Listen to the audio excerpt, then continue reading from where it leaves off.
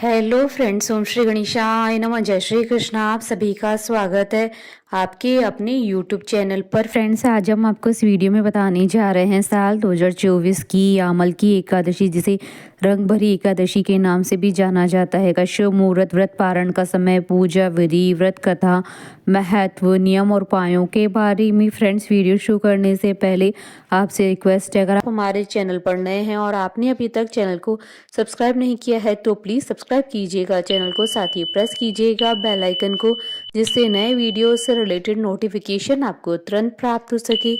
और वीडियो पसंद आने पर वीडियो को लाइक और शेयर जरूर कीजिएगा, ताकि सभी भक्तों को इस वीडियो का लाभ प्राप्त हो सके। और कमेंट बॉक्स में जय श्री कृष्णा जरूर लिखिएगा। हिंदू धर्म में एकादशी तिथि का विशेष महत्व होता है। पद्म पुराण के अनुसार स्वयं महादेव ने नारद जी को उपदेश देते हुए कहा था कि एकादशी महान पुण्य देने वाली होती है। एकादशी प्रत्येक महीने में 2 बार आती है, एक शुक्ल पक्ष में, दूसरी कृष्ण पक्ष में। पूर्णिमा के बाद आने वाली एकादशी को कृष्ण पक्ष की एकादशी और अमावस्या के बाद आने वाली एकादशी को शुक्ल पक्ष की एकादशी कहते हैं।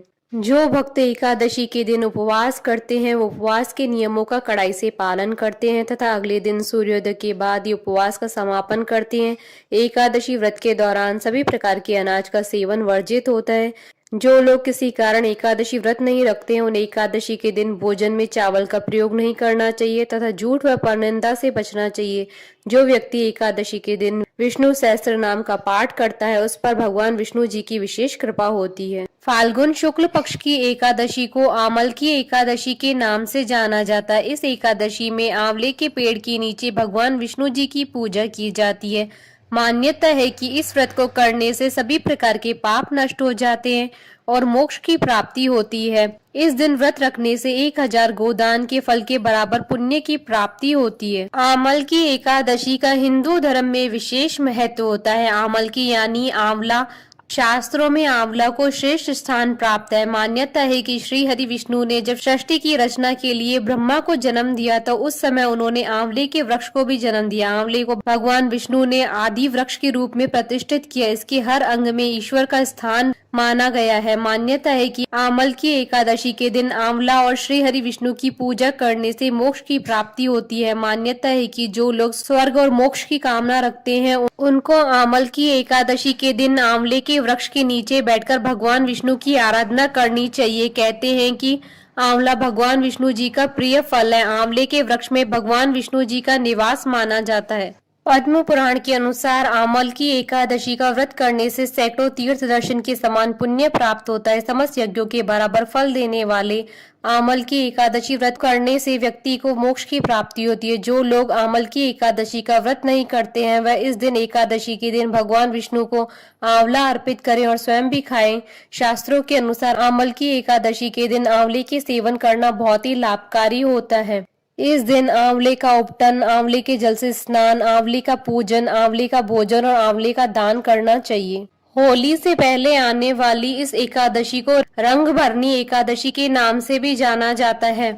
रंग भरनी एकादशी के बारे में कथा है कि गौरी से विवाह के बाद भगवान भोलेनाथ जब पहली बार अपनी प्रिय काशी नगरी आए तो उसी दिन को ही माँ पार्वती के आगमन में यहाँ रंग भरनी एकादशी के रूप में मनाते हैं। मान्यता है कि उस दिन माँ पार्वती के स्वागत में पूरा नगर विविध रंगों से सजाया गया था। तब से यह परंपरा आज भी चली आ रही है। यहाँ होली से पहले पड़ने वाली एकादशी को रंग भरनी एकादशी के रूप में मनाते हैं। पूरी काशी को रंग गुलाल से सजाया जाता है और बाबा विश्वनाथ का विशेष श्रृंगार होता है और माँ गौरी और शिव के स्वागत की जोर जोर से तैयारियां की जाती हैं।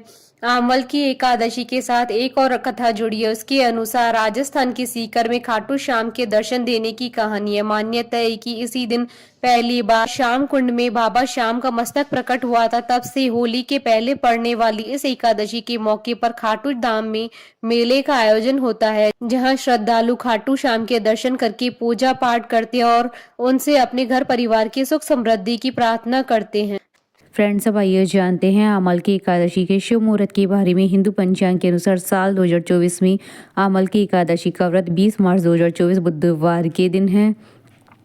फाल्गुन शुक्ल एकादशी तिथि प्रारंभ होगी 19 मार्च की रात्रि यानी 20 मार्च की सुबह 12:21 पर और फाल्गुन शुक्ल एकादशी तिथि का समापन होगा 21 मार्च 2024 को सुबह 2:22 पर। व्रत पारण का समय रहेगा 21 मार्च 2024 को सुबह 7:15 से सुबह 9:20 तक और दोपहर 1:47 से शाम 4:13 तक। और हरिवासर समाप्ति का समय रहेगा 21 मार्च 2024 को सुबह 8:58 पर। और जिन रवियों का संयोग भी बन रहा है, जिन रवियों का प्रारंभ होगा 20 मार्च 2024 को सुबह 6:31 से रात्रि 10:38 तक। फ्रेंड्स, अब आइए जानते हैं अमल की एकादशी की पूजन विधि के बारे में। अमल की एकादशी के एक दिन पहले यानी कि दशमी को रात के समय भगवान विष्णु का ध्यान करते हुए सोना चाहिए। एकादशी के दिन सबसे पहले नित्य कर्म से निवृत्त होकर स्नान करें और स्वच्छ वस्त्र धारण करें। आप घर के मंदिर में विष्णु जी की प्रतिमा के सामने हाथ में तिल, कुश, मुद्रा और जल लेकर व्रत का संकल्प करें।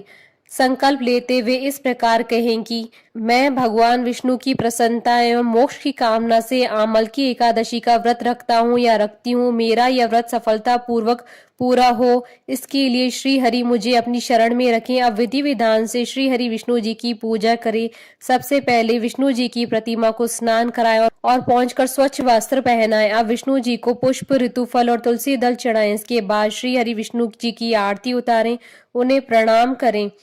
विष्णु जी की पूजा करने के बाद पूजन सामग्री लेकर आंवले के वृक्ष की पूजा करें। आंवले के वृक्ष की पूजा से पहले सबसे पहले वृक्ष के चारों ओर की भूमि साफ करें, उसे गाय के गोबर से पवित्र करें। पेड़ की जड़ में एक वेदी बनाकर उस पर कलश स्थापित करें। इस कलश में देवताओं, तीर्थों और सागर को आमंत्रित करें। कलश में पंच रत्न रखें, उसके ऊपर पंच पल्लव रखें और दीप जलाकर रखें। कलश पर श्रीखंड चंदन का लेप करें और वस्त्र पहनाएं। अब कलश के ऊपर श्री विष्णु के छठे अवतार परशुराम जी की मूर्ति स्थापित करें और विधिवत पूजा करें। शाम के समय एक बार विष्णु जी की पूजा करें और फलाहार ग्रहण करें। रात्रि में भगवत कथा और भजन कीर्तन करते हुए श्री हरि विष्णु जी का पूजन करें। अगले दिन द्वादशी को सुबह ब्राह्मण को भोजन कराएं, उन्हें यथाशक्ति दान दक्षिणा देकर विदा करें। इसके बाद आप स्वयं भी भोजन ग्रहण कर व्रत का पारण करें। फ्रेंड्स, अब आइए प्रारंभ करें अमल की एकादशी की पौराणिक व्रत कथा। 88,000 ऋषियों को संबोधित करते हुए सूत जी ने कहा, हे विप्रो, प्राचीन काल की बात है।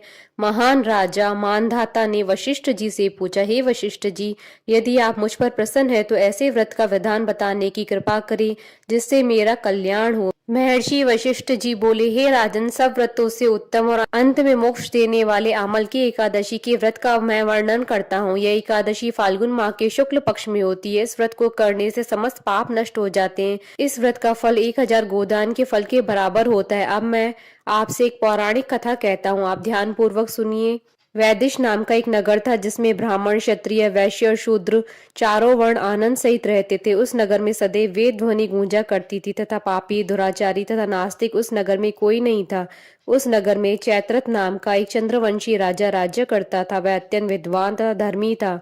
उस नगर में कोई भी व्यक्ति दरिद्र व कंजूस नहीं था। सभी नगरवासी विष्णु भक्त थे और अबाल, वृद्ध, स्त्री, पुरुष एकादशी का व्रत करते थे। एक समय फाल्गुन मास के शुक्ल पक्ष की अमल की एकादशी आई। उस दिन राजा, प्रजा तथा बाल वृद्ध सबने हर्ष पूर्वक व्रत किया। राजा अपनी प्रजा के साथ मंदिर में जाकर पूर्ण कुंभ स्थापित करके धूप, दीप, नैवेद्य, पंचरत्न आदि से धात्री आंवले का पूजन करने लगे। इस प्रकार स्तुति करने लगे, हे धात्री, तुम ब्रह्म स्वरूप हो, तुम ब्रह्मा जी द्वारा उत्पन्न हुए हो और समस्त पापों का नाश करने वाले हो।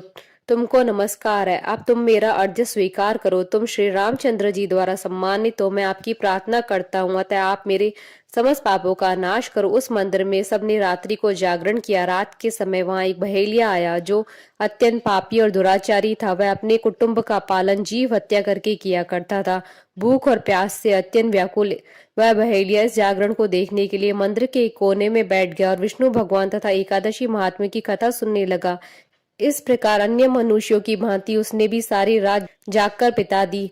प्रातः काल होते ही सब लोग अपने घर चले गए तो बहेलिया भी अपने घर चला गया। घर जाकर उसने भोजन किया। कुछ समय बीतने के पश्चात उस बहेलिये की मृत्यु हो गई, मगर उस अमल की एकादशी के व्रत तथा जागरण से उसने राजा विदुरथ के घर जन्म लिया और उसका नाम वसुरथ रखा गया। युवा होने पर वह चतुरंगिणी सेना के सहित तथा धन धान्य से युक्त होकर 10,000 ग्रामों का पालन करने लगा। वह तेज में सूर्य के समान, कांति में चंद्रमा के समान, वीरता में भगवान विष्णु के समान, क्षमा में पृथ्वी के समान था। वह अत्यंत धार्मिक, सत्यवादी, कर्मवीर, विष्णु भक्त था। वह प्रजा का सम्मान भाव से पालन करता था। दान देना उसका नित्य कर्तव्य था। एक दिन राजा शिकार खेलने के लिए गया। देव योग से वह मार्ग भूल गया और दिशा का ज्ञान न होने के कारण उसी वन में एक वृक्ष के नीचे सो गया। थोड़ी देर बाद पहाड़ी मलेच्छ वहां पर आ गए और राजा को अकेला देखकर मारो मारो शब्द करते हुए राजा की ओर दौड़े। मलेच्छ कहने लगी कि इसी दुष्ट राजा ने हमारे माता पिता, पुत्र पौत्र आदि अनेक संबंधियों को मारा है तथा देश से निकाल दिया है, तथा इसको अवश्य मारना चाहिए। ऐसा कहकर वे मलेच्छ उस राजा को मारने दौड़े और अनेक प्रकार के अस्त्र शस्त्र उसके ऊपर फेंके। वे सब अस्त्र शस्त्र राजा के शरीर पर गिरते ही नष्ट हो जाते और उनका वार पुष्प के समान प्रतीत होता। अब उन मलेच्छों के अस्त्र शस्त्र उल्टा उन्हीं पर प्रहार करने लगे, जिससे वे मूर्छित होकर गिरने लगे। उसी समय राजा के शरीर से एक दिव्य स्त्री उत्पन्न हुई। वह स्त्री अत्यंत सुंदर होते हुए भी उसकी भ्रुकुटी टेढ़ी थी। उसकी आंखों से लाल लाल अग्नि निकल रही थी, जिससे वह दूसरे काल के समान प्रतीत होती थी। वह स्त्री मलेच्छों को मारने दौड़ी और थोड़ी देर में ही उसने सब मलेच्छों को काल के गाल में पहुंचा दिया। जब राजा सोकर उठा तो उसने मलेच्छों को मरा हुआ देखकर कहा कि इन शत्रुओं को किसने मारा? इस वन में मेरा कौन हितैषी है? वह ऐसा विचार ही कर रहा था कि आकाशवाणी हुई, हे राजा, इस संसार में विष्णु भगवान के अतिरिक्त कौन तेरी सहायता कर सकता है? इस आकाशवाणी को सुनकर राजा अपने राज्य में आ गया और सुखपूर्वक राज्य करने लगा। महर्षि वशिष्ठ जी बोले, हे राजन, यह अमल की एकादशी व्रत के प्रभाव था। जो मनुष्य इस अमल की एकादशी व्रत करते हैं वे प्रत्येक कार्य में सफल होते हैं, अंत में विष्णु लोक को जाते हैं। कथा सार। भगवान श्री हरि की शक्ति हमारे सभी कष्टों को हरती है। यह मनुष्य की नहीं अपितु देवताओं की भी रक्षा में भी पूर्णतः समर्थ है। इसी शक्ति के बल से भगवान विष्णु ने मधुकैटभ नाम के राक्षसों का संहार किया था। इसी शक्ति से उत्पन्न एकादशी बनकर मुर नामक असुर का वध करके देवताओं की कष्ट को हरकर उन्हें सुखी किया था। बोलिए भगवान विष्णु जी की जय, सनातन धर्म की जय। हमारे साथ इस वीडियो में अंत तक बने रहने के लिए आपका धन्यवाद। ओम श्री गणेशाय नमः। जय श्री कृष्णा।